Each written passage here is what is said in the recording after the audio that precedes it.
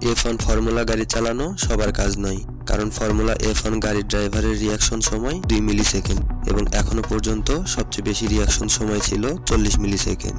1 সেকেন্ডের 1000 ভাগের 1 ভাগ সমান 1 মিলি সেকেন্ড হয়, যা একটি বিড়ালের রিয়াকশন টাইমের সমান।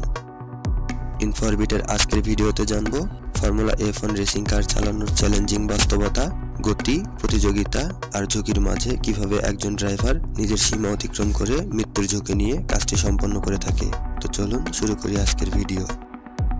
ফর্মুলা 1 রেসিং একটি অত্যন্ত প্রতিযোগিতামূলক এবং বিপজ্জনক খেলা, যেখানে ড্রাইভারদের জন্য রয়েছে অসীম ঝুঁকি। একটি ফর্মুলা F1 গাড়ির গতি 370 কিলোমিটার প্রতি ঘন্টায় হয়ে থাকে, যা সাধারণ গাড়ির গতির চেয়ে কয়েক গুণ বেশি হয়। এই বিপজ্জনক গতি এবং গাড়ির ভিতরের উচ্চ চাপ সহ্য করতে ড্রাইভারদের কঠোর পরিশ্রম এবং প্রশিক্ষণ নিতে হয়। রেসিংয়ের সময় ড্রাইভারদের রিয়াকশন সময় 2 মিলি সেকেন্ড থেকে সর্বোচ্চ 40 মিলি সেকেন্ড পর্যন্ত হয়ে থাকে, যা একটি বিড়ালের রিয়াকশনের সমান হয়।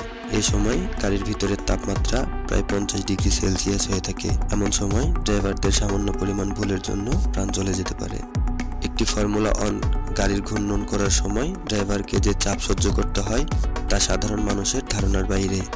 গাড়ি যখন 370 থেকে 400 কিলোমিটার প্রতি ঘন্টায় ঘুরতে থাকে, তখন ড্রাইভার 5G ফোর্স পর্যন্ত চাপ অনুভব করে, যা তাদের শরীরে 5 থেকে 6 গুণ বেশি ভার চাপিয়ে দেয়। এটি এমন এক চাপ যা তাদের প্রতিটি কোষ অনুভব করতে পারে। ফর্মুলা 1 গাড়িতে ব্রেক করাও এতটা সহজ নয়। রেসিংয়ের সময় গাড়িতে ব্রেক করার জন্য 100 কেজি পর্যন্ত চাপ প্রয়োগ করতে হয়।